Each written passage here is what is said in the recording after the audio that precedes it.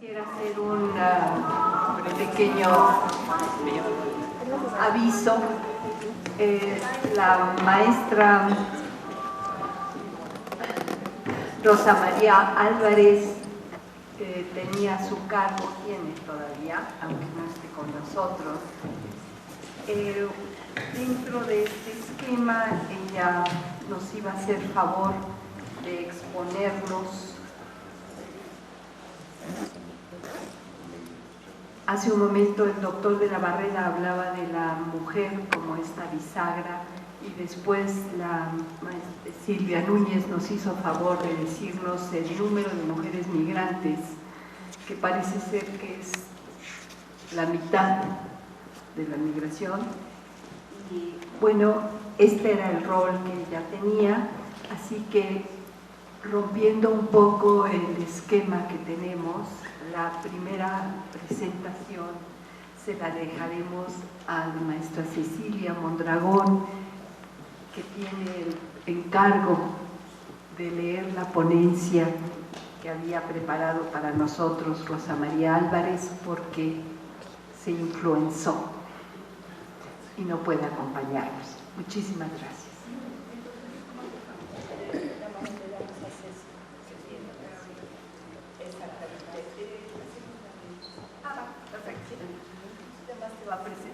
Presentaremos, esto es para explicar por qué vamos a presentar a Rosa María Álvarez a través de Cecilia Mondragón. Gracias. Bueno, a mí me toca presentar esta mesa que tiene que ver con enunciación desplazada. Pero para mí, el primero es un honor estar en compañía de estas mujeres, que antes que nada son excelentes investigadoras de la Universidad Nacional Autónoma de México. Y voy a presentar brevemente la semblanza de la doctora Rosa María Álvarez González. Ella es coordinadora del Diplomado sobre Violencia Familiar y Derechos Humanos. De 2003 a 2014 fue coordinadora académica de la Biblioteca Jorge Carpizo, del Instituto de Investigaciones Jurídicas, así como del programa sobre pensiones alimenticias de los miembros de familias de los trabajadores migrantes a los Estados Unidos de América, del Consulado de México en Dallas, Texas, en 1996. Fungió como jueza ad hoc de la Corte Interamericana de Derechos Humanos de la Organización de Estados Americanos de la OEA. Es miembro del Consejo Consultivo del Centro de Estudios sobre México de la Universidad de Texas en Austin y miembro del Ilustre Nacional Colegio de Abogados de México. En 2016 recibió el reconocimiento al mérito académico otorgado por la UNAM por 35 años de labor académica, y su trabajo principalmente ha versado sobre la migración y los derechos humanos, el trabajo sobre la no violencia a las familias, los derechos humanos hacia los niños, hacia las mujeres.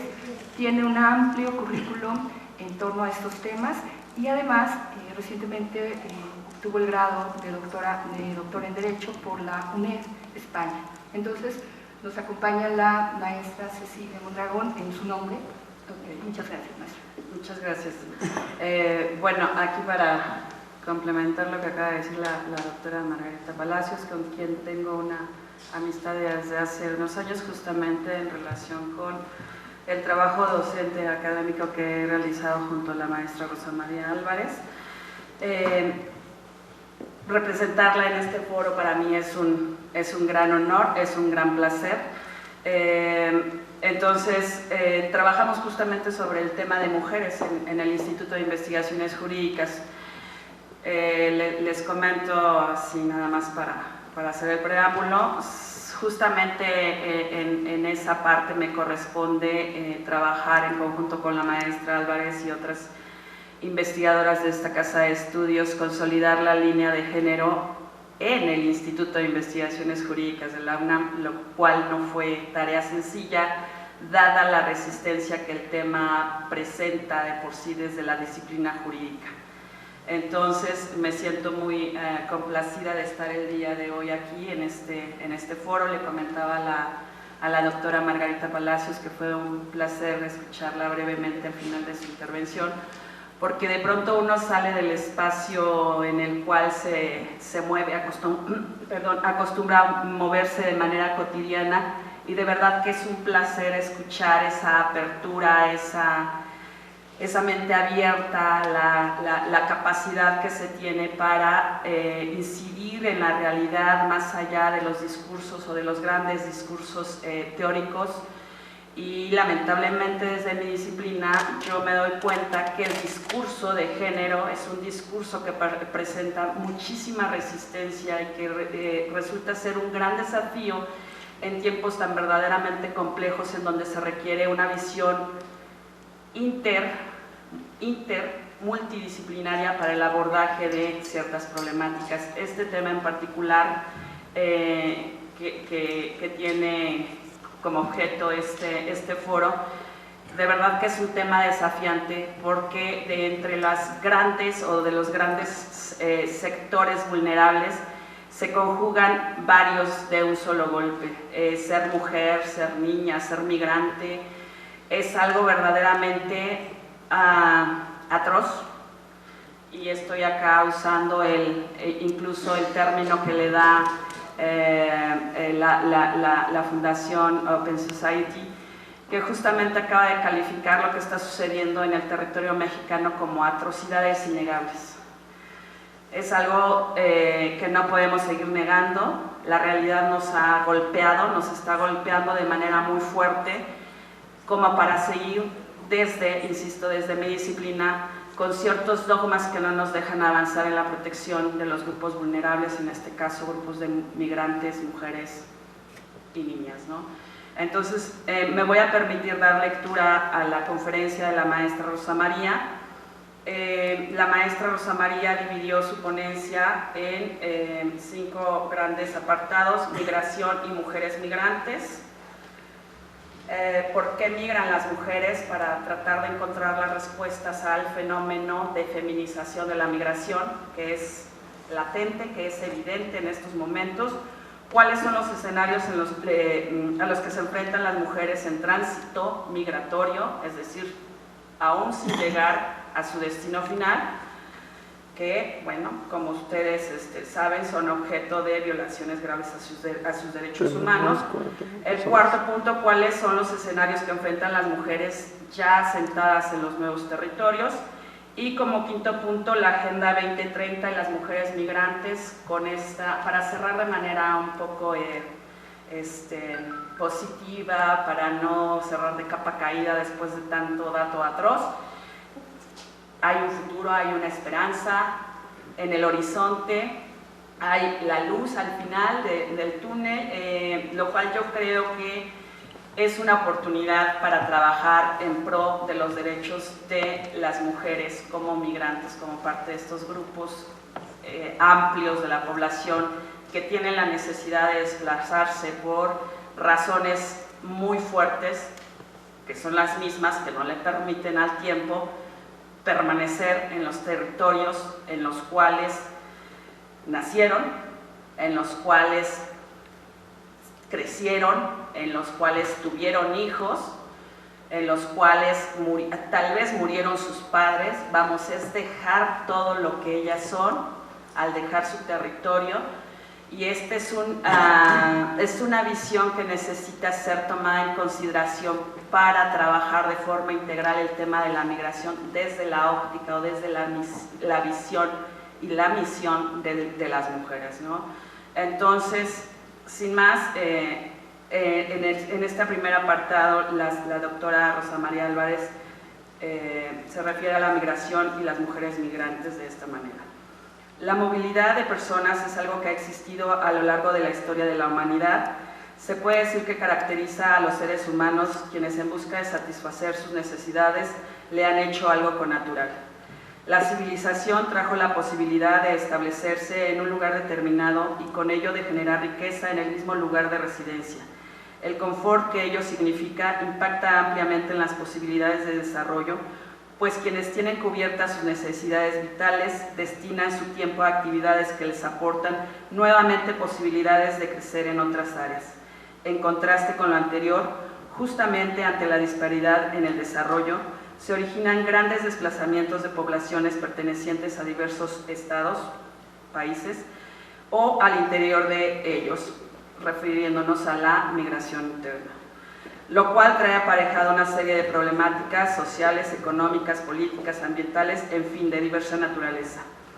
El estudio de la migración ha tenido un largo recorrido y ha visibilizado las diversas situaciones que enfrentan hombres y mujeres en un tránsito altamente peligroso a lo largo de territorios que sirven de paso para llegar a países cuyas condiciones económicas les posibiliten un mejor nivel de vida para ellos y sus familias. Sin embargo, por mucho tiempo, la migración, como objeto de estudio, se centró casi prácticamente en el estudio de los varones en ese tránsito. Sin embargo, la marcha de esa pretendida civilización literalmente ha arrojado cada vez a las mujeres, a más mujeres, hacia escenarios, actividades que se consideraron propios de los hombres. En este sentido, la doctora Rosa María Álvarez abre un paréntesis en el cual señala que esta situación ha sido así a pesar de que desde la década de los años 60 se tienen datos, cifras, de que la migración de mujeres era casi del 50% de la población desplazada. Ante ello, como suele suceder en las diversas áreas del quehacer humano, se debe primero visibilizar la migración femenina, así como la visión de las mismas mujeres para la observación de este fenómeno. De acuerdo con el informe sobre movilidad humana de la Comisión Interamericana de Derechos Humanos, desagregando por sexo, el 52% del contingente de migrantes internacionales son hombres, mientras que el 48% es de mujeres. Desde la década de los 90, la proporción de mujeres entre migrantes internacionales ha ido en aumento en todas las regiones del mundo, exceptuando África y Asia. Los porcentajes más altos de mujeres migrantes se encuentran en Europa, con el 52.4%, Norteamérica, con el 51.2%, mientras que en América Latina y el Caribe acogen casi el mismo porcentaje de migrantes, hombres y mujeres.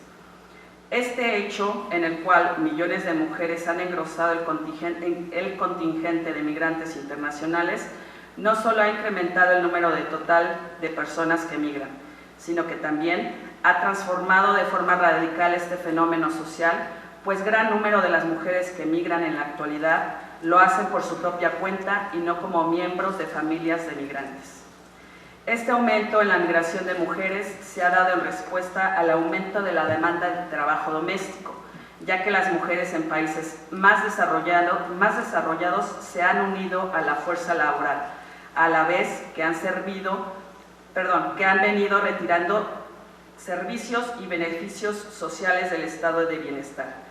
Es decir, el aumento de las mujeres en el contingente de migrantes internacionales ha sido denominado feminización de la migración.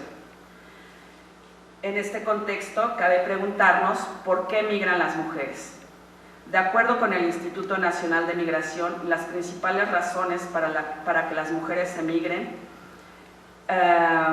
son la búsqueda de mejores condiciones de vida, escapar de situaciones de violencia familiar y comunitaria, reunirse con su propia familia que ya ha migrado, encontrar un empleo que les permita apoyar económicamente, sea a sus hijos, a sus padres o a la familia ampliada.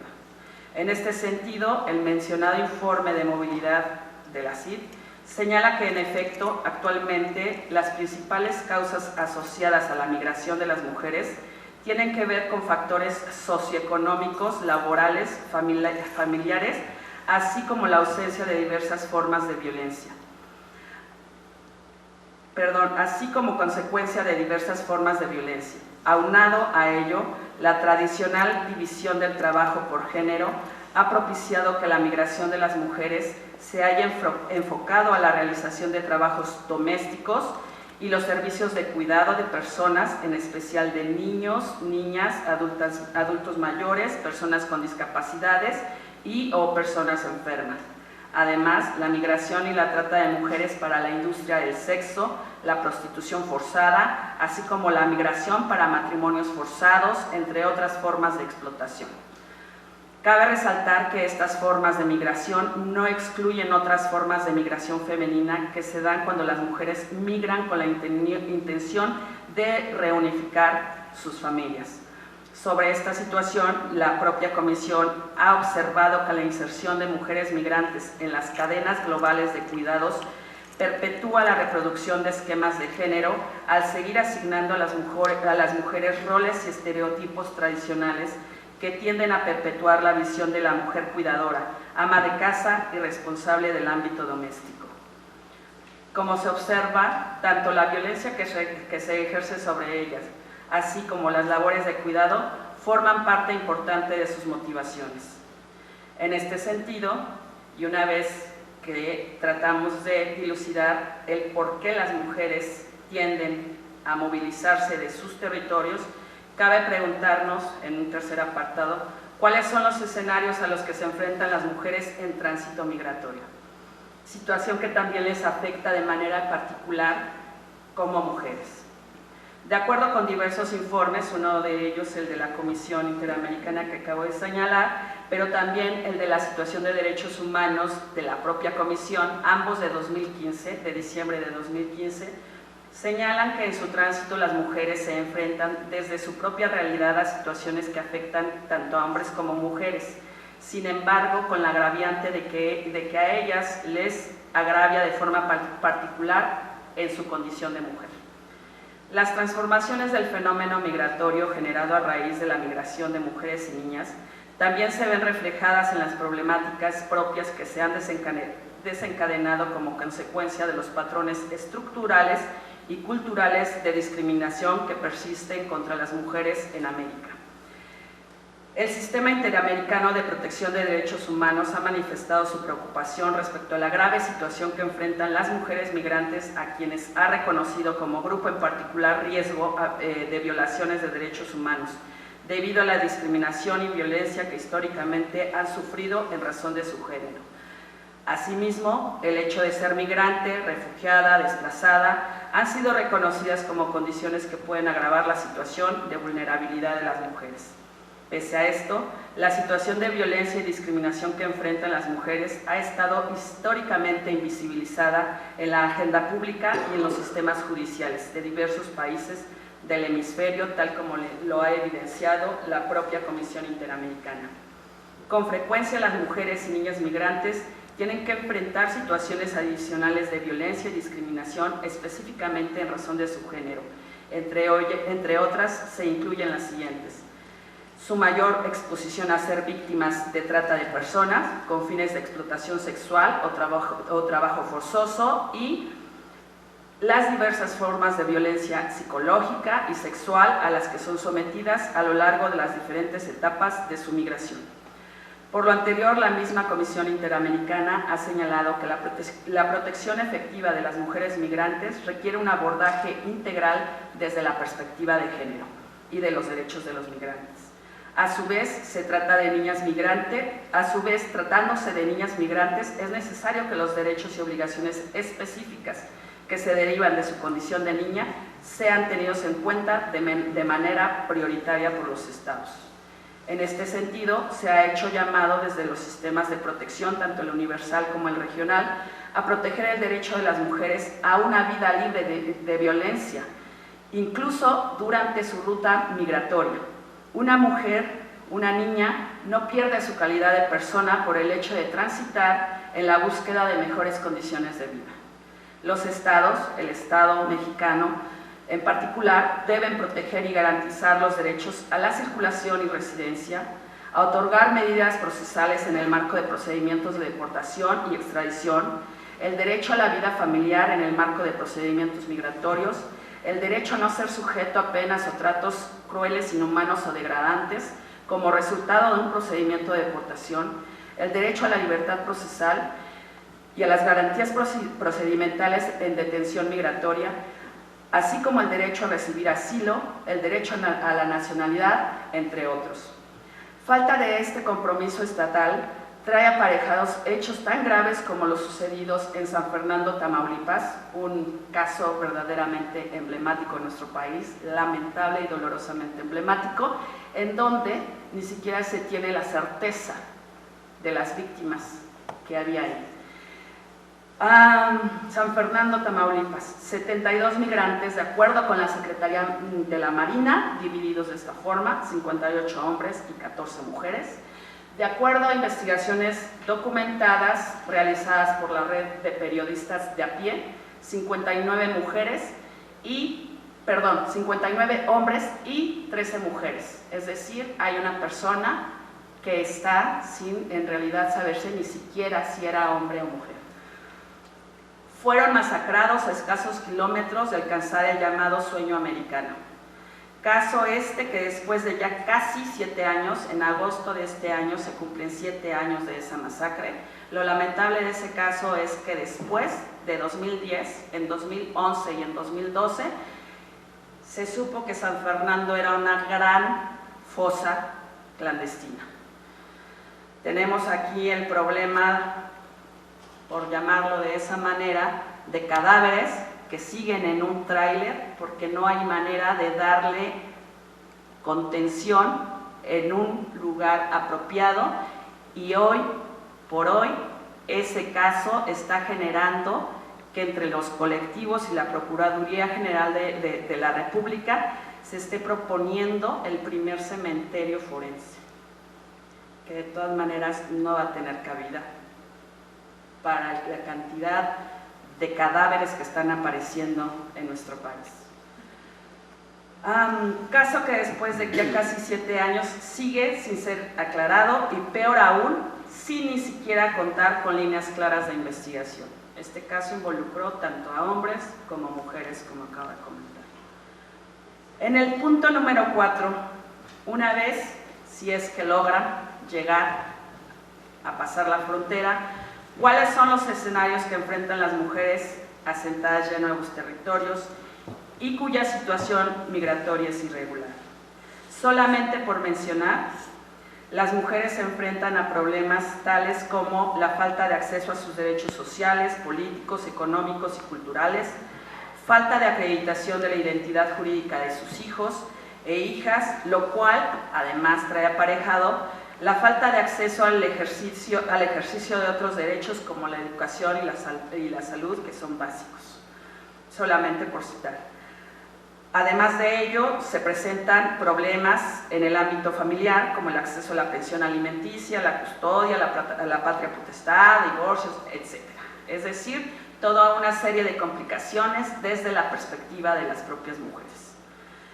Pero bueno, frente a esto, ¿qué podemos hacer o qué existe en el escenario? La Agenda 2030 y las mujeres migrantes. En septiembre de 2015 fue aprobada por las Naciones Unidas la Agenda 2030 para el Desarrollo Sostenible, mejor conocida como Agenda Post-2015. La Agenda 2030 entró en vigor el 1 de enero de 2016 e incorpora 17 objetivos de desarrollo sostenible y 169 metas con las que se pretende hacer realidad los derechos humanos de todas las personas y alcanzar la igualdad de género y el empoderamiento de mujeres y niñas con un enfoque integral e indivisible. No saben cómo cuesta desde el derecho tratar de que los abogados superen el paradigma bajo el cual siguen siendo educados en la profesión jurídica. Yo de pronto les hablo de Edgar Morán, del pensamiento complejo, pero es muy difícil hacerlo desde las aulas de la Facultad de Derecho. Seccionar el tratamiento de ciertos temas nos está llevando a problemas serios. Nosotros hoy tenemos leyes especializadas para ciertos temas que ni siquiera conocen los abogados. Tú les hablas de materia penal, estoy en materia penal, y de pronto te dicen, pero qué carambas tiene que hablarme de la Ley General de Acceso a las Mujeres a una Vida Libre de Violencia. Y entonces cuando les digo, bueno, es la primera norma en la cual se mandata, existe un mandato legal para tipificar un delito, es la primera ley en el país que lo hace, para tipificar un delito, entonces ya les cambia el rostro. Y es el delito de violencia familiar. Todas las entidades federativas de este país deben de tipificar el delito de violencia familiar conforme lo señala esa Ley General de Acceso. Y ni siquiera la conoce. Ya no pensemos en la implementación. En su planteamiento, la Agenda 2030 reconoce la positiva contribución de las personas migrantes al crecimiento inclusivo y al desarrollo sostenible, así como la necesidad de que la migración internacional encuentre respuestas coherentes e integrales y que la cooperación internacional sea dirigida a garantizar la seguridad, el orden, la regularidad de las migraciones, respetando los derechos humanos y dando un trato a las personas migrantes, desplazadas, refugiadas, independientemente de su estatus migratorio. La doctora Álvarez cierra esta ponencia justamente con esa expectativa. Hay que voltear a ver a los mecanismos que nos están aportando desde los sistemas de protección, desde el sistema de Naciones Unidas, para hacer posible que en los ámbitos nacionales de los diferentes estados sea posible respetar derechos tales como los derechos de los migrantes y de las mujeres en conjunto, es decir, de manera integral. Pero, a diferencia del optimismo de la maestra Rosa María, insisto, yo que de pronto estoy un poco más en la práctica de la profesión, les he de decir que es un desafío muy, muy importante pretender cambiar el abordaje de ciertos temas, aun cuando nosotros tenemos una reforma en materia de derechos humanos desde 2011, hay abogados que siguen diciendo, no, es que los derechos humanos no tienen garantía y en consecuencia no es posible hacerlos valer en ningún ámbito, ni nacional ni internacional. Mi respuesta, tanto a profesores como a maestros, siempre es: falta argumentación y falta empaparnos de todo el bagaje que nos están aportando tanto sistema universal como interamericano para lograr buenos argumentos y hacer que esto cambie. Es todo lo que tiene en su exposición la maestra. De verdad es un gusto poder estar aquí con ustedes, sobre todo representándola. Para mí es un gran referente, o es el referente. Muchas gracias. Gracias, maestra. Vamos a dar un poco de tiempo vamos a la siguiente comunicación con la doctora Margarita, esperando que la doctora Elisa haya pensado que se viene. Y bueno, y vamos a trasladar todas las preguntas y las intervenciones al final de la mesa. Bueno, pues me toca presentar, antes que nada, agradecer a Margarita. ¿Qué puedo decir de Margarita? Si busco palabras como estudiante, permanencia, generosidad, aprendizaje, palabras, transmigraciones. Ella migró de ser una lingüista de análisis sintáctico, análisis del discurso. Sí, migró.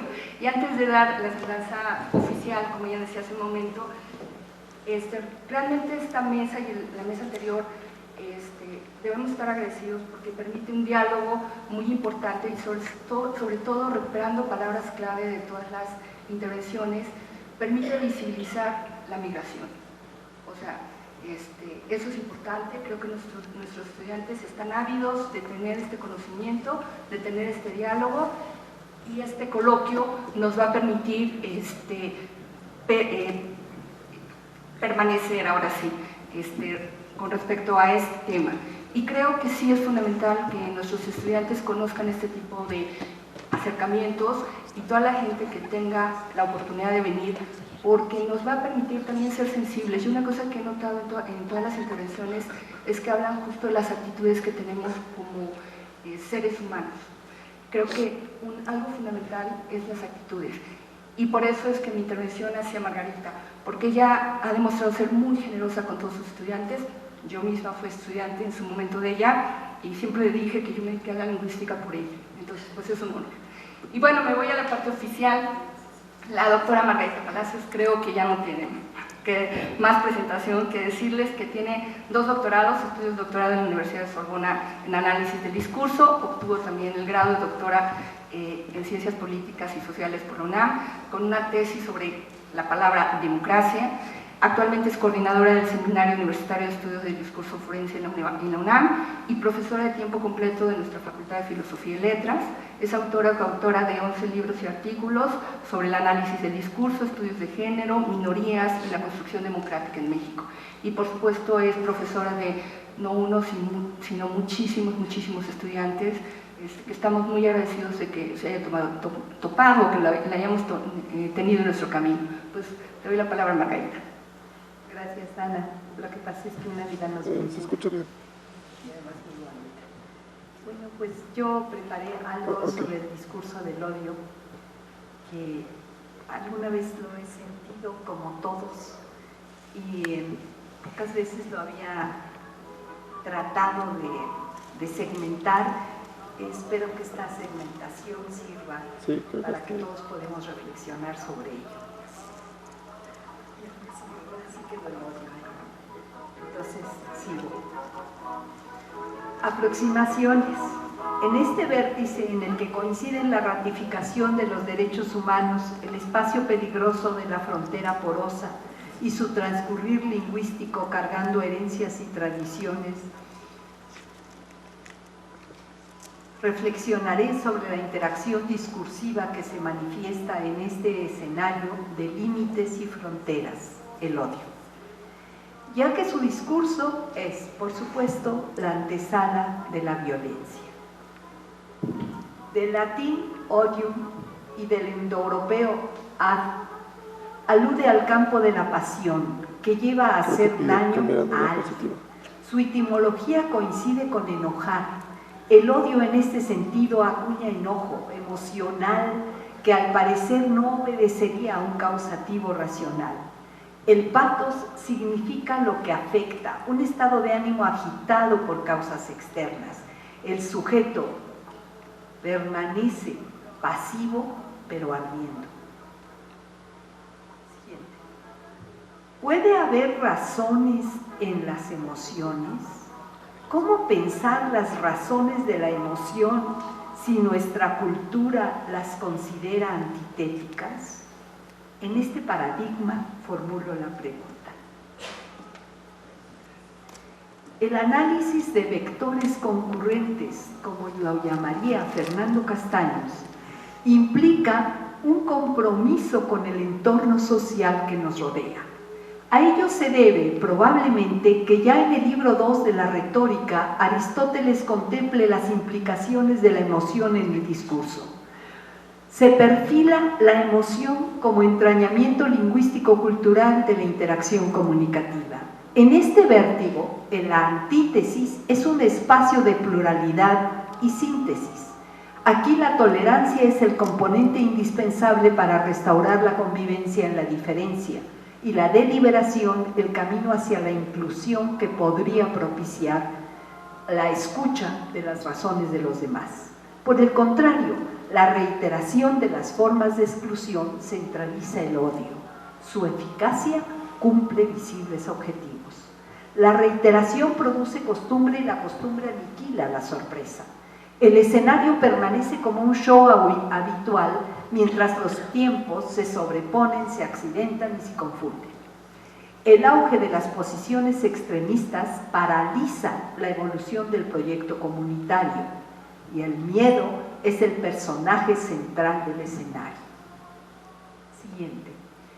En este espacio, lo público y lo privado coexisten sin distinguir lo individual de lo colectivo. Se asumen preceptos sin diferenciar entornos. Maxau escribe en Mucha Sangre: lo maté porque era de Vinaroz. La hendí de arriba abajo como si fuese una res porque miraba indiferente al techo mientras hacía el amor. Lo maté en sueños y luego no pude hacer nada hasta que lo despaché de verdad, sin remedio. ¿Qué memoria se agita en el término Vinaroz? ¿Qué implícitos refieren a res amor? ¿Qué realidad duerme en los sueños? ¿Qué omisión del texto impide su explicación? En estos ocultos parece germinar la intolerancia. el rechazo hacia el prójimo como semilla del odio y consecuente violencia. Siguiente. Sin embargo, Foucault parece tener razón. El poder se sirve de los odios, razas, géneros, infantes. La raza superior de Hitler, la mujer, sexo, bruja, serpiente, Herodes y los infantes, los que no tienen fondo, los que están sin sonido. Los extraños. 3 grupos sociales sometidos en el tiempo por mitos y tradiciones. La reiteración de estos textos mantiene las legitimaciones que identifican a una sociedad y se van haciendo más sólidos los patrones de comportamiento que fortalecen la personalidad. Me permiten pertenecer a un grupo y no quedo aislado. Estos sistemas intentan organizar estructuralmente al mundo. El miedo es el instrumento de dominio y el odio la presunta legitimación de la violencia para ejercer el poder. Aquí se anida el discurso sobre extranjeros, los extraños. Vea usted, llegaron ellos. Los inmigrantes son los culpables de que yo esté sin trabajo y yo tengo hijos. Los discursos de odio fijan las normas de la intersubjetividad del entendimiento posible. Negocian entre hablante y oyente una definición común de la situación en el marco del poder para llegar a un consenso sobre algo en el mundo, un conjunto de valores compartidos por los miembros de un determinado grupo social, adquiridos mediante el aprendizaje cotidiano y cuyos modelos culturales son inculcados socialmente. Valores tácitos que acomodan confortablemente la vida cotidiana. Siguiente, por favor. Pinker, cuando abunda en la estrecha relación que se produce entre la ficción y la acción, relaciona causalidades de la emoción y dice: los motivos para el homicidio imaginario coinciden parcialmente con los de los ficheros policiales. Una pelea por un amante, la respuesta a una amenaza, la venganza por una traición o una acción humillante o algún conflicto familiar. Los ensueños suelen desarrollarse en la imaginación con detalle teatral, como la fantasía de venganza por celos contemplada por Rex Harrison mientras dirigía una orquesta sinfónica en Infielmente Tuyo.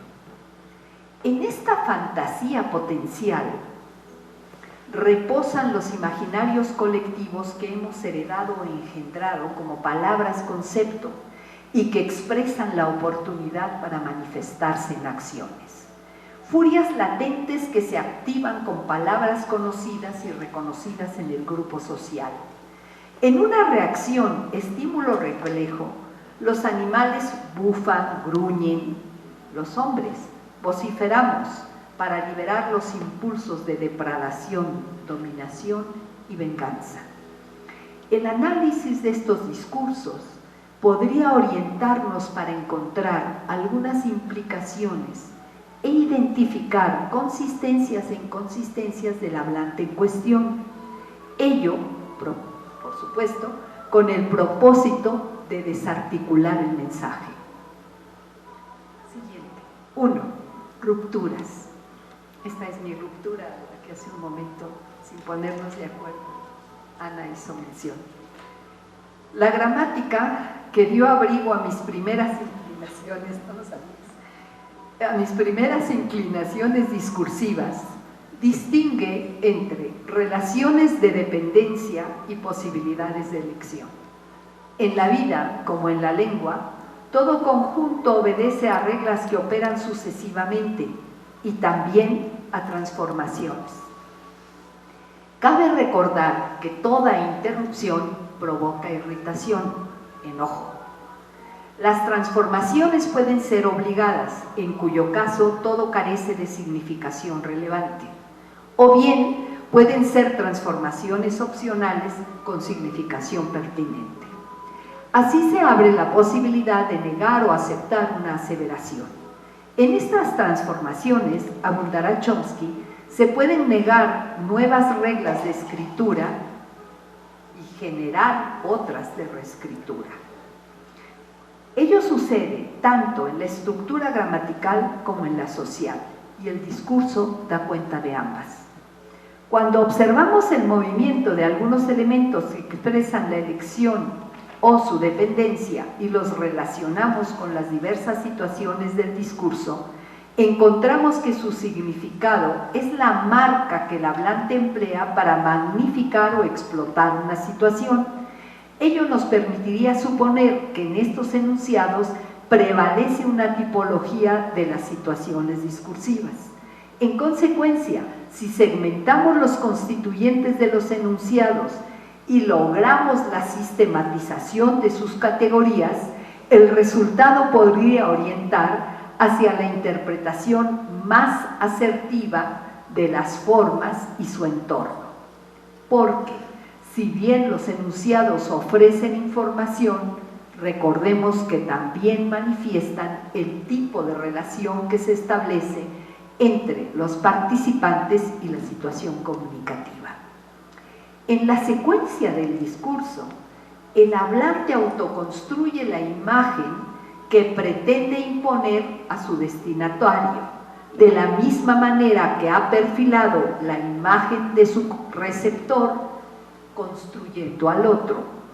De ahí que los efectos del discurso sobre la situación sean centrales, ya que, aunque parecen dirigirse a un individuo, implican estructuras culturales proyectadas desde una colectividad determinada. La premisa "nosotros contra ellos", que analiza Van Dyck, magnifica en su discurso los defectos del otro y minimiza los propios, y por ello magnifica las cualidades propias y minimiza las del otro. Por ejemplo, cuando leemos en el encabezado de un periódico "un policía aprendió a hablar tzetzal", el enunciado maximiza al policía. La tensión de la expresión se produce en la minimización del opuesto elidido. ¿Cuántos tzetzales hablan español? La respuesta: muchos, pero sin publicidad. Pone de manifiesto el racismo impuesto en el enunciado. En estas relaciones de poder se anidan dogmas asumidos y transformaciones opcionales validadas, como el racismo, la homofobia o el nacionalismo. Las élites simbólicas producen y reproducen con símbolos ritualizados como banderas y textos las creencias y actitudes que norman las ideologías públicas. 2. Discurso. La siguiente. Las expresiones públicas con estas marcas se reproducen actualmente con fórmulas coincidentes que se parecen a las usadas en las décadas de 1930 y 40. Las acciones violentas no se regulan con normas ni se cambian con discursos. Si recorremos la línea horizontal que vincula hechos, normas y discurso en esta diapositiva, encontraremos la secuencia que estructura los discursos del odio, o al menos en el análisis que hice. Vemos que en los hechos, en las acciones, los enunciados se pueden organizar lo mismo a partir del interés que de la sinceridad, y que en ambos casos pueden articular textos verosímiles, mentirosos o ignorantes. En la mesa anterior decíamos que este discurso de la migración y de la política se basaba en la mentira, nada más que la mentira tiene que ser verosímil, y cuando es verosímil tiene mejor efecto.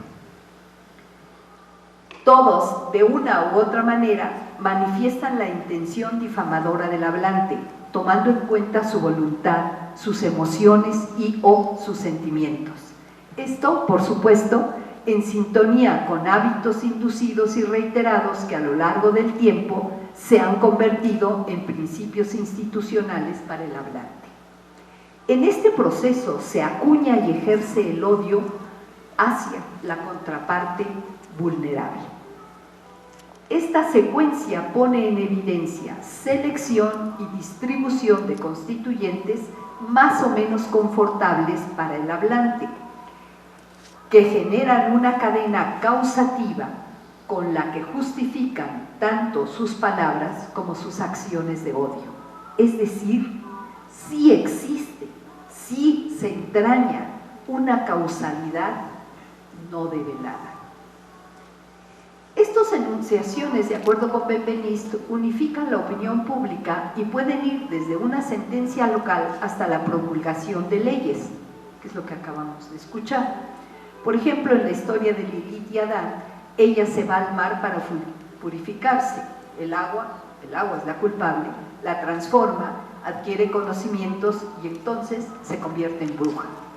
Por eso Dios debe crear a Eva, subordinada desde la costilla de Adán para su obediencia. Y la serpiente del conocimiento la conduce nuevamente a la expulsión. No tiene remedio. La historia bíblica crea así un campo semántico aceptable: mujer, conocimiento, bruja, serpiente, que la diacronía cultural ha validado. La resistencia surge, la segunda parte de la columna, cuando se apela a la comunicación con el otro. Aquí se abre la posibilidad de construir adhesiones que convocan al poder de varios grupos. Los intereses, como explica Hannah Arendt, son negociaciones limitadas por reglas más o menos asumidas que pueden generar acuerdos y alianzas más o menos temporales. La votación controla o mitiga las primeras emociones reactivas de la intolerancia porque apela a la aplicación igualitaria de la norma. En la última columna observamos el discurso de la tolerancia que pretende la interpretación responsable de los hechos. En la primera, el odio no tiene responsabilidad, la causalidad no está expresa de los hechos y acepta la figura de un tercero que regula la normatividad en beneficio de un bien colectivo. El consenso a favor del interés común propicia acuerdos de más largo plazo. En estos discursos, aunque el odio patente se mitiga, puede, por supuesto, permanecer latente. Tal sería el caso de los grupos neonazis, del Ku Klux Klan o de los homofóbicos en general, cuyo discurso de odio, antes sometido en una situación no conveniente, resurge gracias a un nuevo entorno de lo nuevamente político y correcto. 3. Grecia. Siguiendo los discursos judiciales, deliberativos y demostrativos de Aristóteles, encontramos que en el primero, que correspondería supuestamente en mi análisis a Letos, el juez es el actor que acusa o defiende con fines de justicia un hecho pasado usando entilemas. En el segundo, el logos, la asamblea, es la encargada de construir acuerdos para el bien común, hacia el futuro, y se sirve del ejemplo. Y en el último, el patos, ante la emoción demostrativa, la emoción hay que demostrarla, si no, no se emociona. El interlocutor se convierte en un espectador que aprueba o reprueba, valora un acto presente expresado con elocuencia ornamental. En la pasividad de este espectador prevalece una causalidad de sometimiento social con argumentaciones que la colectividad asume sin cuestionar los implícitos, en este caso de odio. En el hablante reposa una causalidad confortable. Siguiente y última. El término ilegal refería en los Estados Unidos durante los siglos XIX y principios del XX al sujeto, a sus características físicas o a su condición económica. Esta referencia es la que subyace en las leyes de Jim Crow, que prohibían ejercer el sufragio a los negros, y sorpréndanse, a los pobres, seguramente porque en ambos no había conocimiento. o se presumía el no conocimiento. Los movimientos de resistencia y acción civil lograron cambiar la prohibición explícita. ¿Pero y la implícita? Ilegal pasó entonces a aludir a la condición jurídica autorizada en el país, pero permaneció latente la animadversión hacia el sujeto negro y pobre. Así, transitamos de una tipología racial a una apariencia jurídica que en la actualidad, por virtud del miedo, hace patentes los odios encarnados, ahora con pretensiones de seguridad nacional y fines de poder.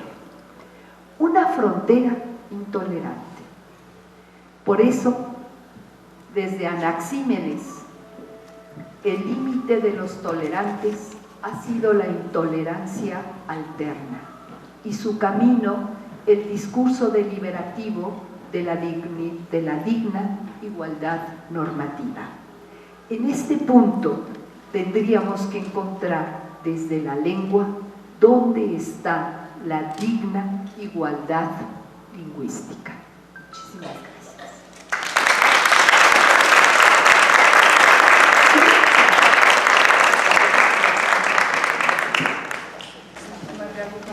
Bueno, pues tenemos, no llegó la doctora Elisa, entonces tenemos tiempo, varios minutos, para tener una sesión de diálogo. Cualquiera de ustedes le gustaría intervenir. Podríamos, de hecho, también incluir a la doctora Gilman, que está aquí con nosotros. ¿Alguno de ustedes quiere hacer una participación? Creo que por aquí andaba el micrófono. O si... el micrófono puede ser a favor de un micrófono abundante. Ajá. Pero si quieren, para no perder tiempo, hablas empezando más fuerte posible.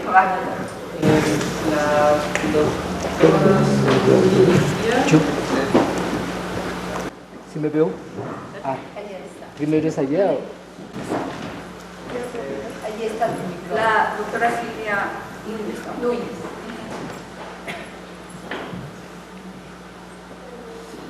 Bueno, sobre la ponencia sobre las migraciones mencionó, es que no sé cómo referirse. Cecilia.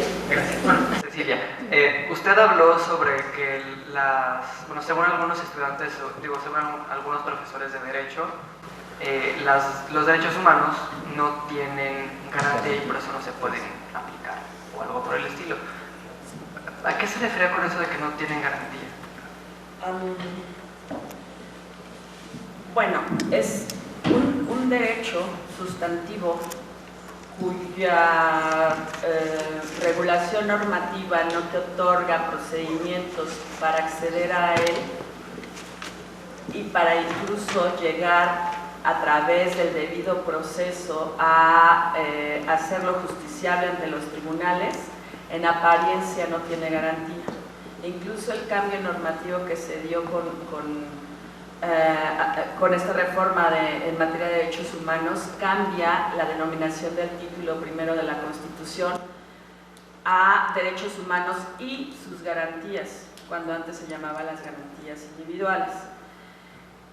¿Qué implicaciones tiene todo esto? Desde 2000 a la fecha nosotros hemos recibido, o sea, no nos estamos sacando nada de la manga, hemos estado recibiendo por fuentes internacionales derechos humanos.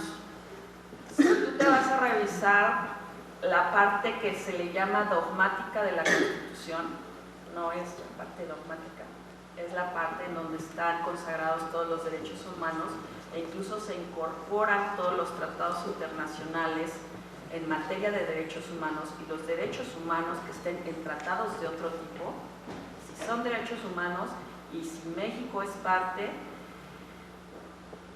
todo el Estado mexicano, no estoy hablando nada más del Ejecutivo o de la Administración Pública, no estoy hablando solamente del Judicial, también estoy hablando del Legislativo e incluso de órganos constitucionales autónomos,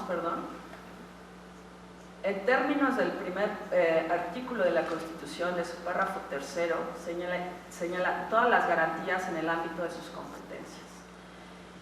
¿Qué quiere decir esto? Está otorgando una serie de obligaciones generales a todas las autoridades, e incluso este parrafito que te estoy comentando ha hecho posible que hoy por hoy se pueda reconocer la violación de un derecho humano a un niño, por ejemplo, por parte de autoridades educativas de colegios privados. ¿Por qué? Porque están actuando como autoridad y están vulnerando un derecho humano. Tenemos toda una cadenita normativa que a final de cuentas nos va a identificar en dónde está el poder público sobre esta autoridad de una escuela particular. ¿Sí me explico? O sea, existe toda la cadena normativa. Pero hoy por hoy ya se sentó precedente el Poder Judicial Federal en relación a la obligación de debida diligencia, con estándar de debida diligencia, que tienen todas las autoridades de los centros escolares, y no nada más dentro del centro escolar, sino en un cuadro a la redonda del centro escolar, para proteger a los menores de edad. Ese es un ejemplo nada más. Fue a través de una argumentación muy fuerte, a través de interés superior de la infancia. No sabía lo que significaba infancia. Ahora me acabo de ilustrar ampliamente, la verdad es que, porque déjenme decirles, en el derecho tenemos un súper mega discurso y desde todo el desarrollo de los derechos humanos, que ya no nos podemos referir a los niños como menores de edad, porque es restarles su condición humana, es restarles a su condición humana. En consecuencia, algunos se habían aventado el speech de decir, pues la infancia. Ahora que les diga, oiga, no puedes decirle tampoco infante porque significa esto. Déjame decirte otra cosa, por ejemplo, derechos de niños, a propósito de que hablé de niñas migrantes. En nuestro país, otro ejemplo, nada más sobre esto que te estoy diciendo, sobre lo que tú me preguntaste. En nuestro país, los niños no tienen capacidad de ejercicio. Todas las personas en este país se nos reconoce dos tipos de capacidades, de goce y de ejercicio.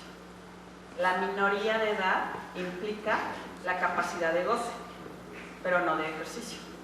Eso tiene unas implicaciones amplísimas. De hecho, eso es lo que nos tiene en este momento con la no ratificación del último protocolo de la Convención de Derechos del Niño, que se refiere justamente a un procedimiento de comunicación, en donde se recomienda por parte del Sistema Universal que exista el mecanismo ad hoc para que los niños tengan acceso directo a ese mecanismo y puedan hacer valer ante el Sistema Universal de motu propio sus derechos.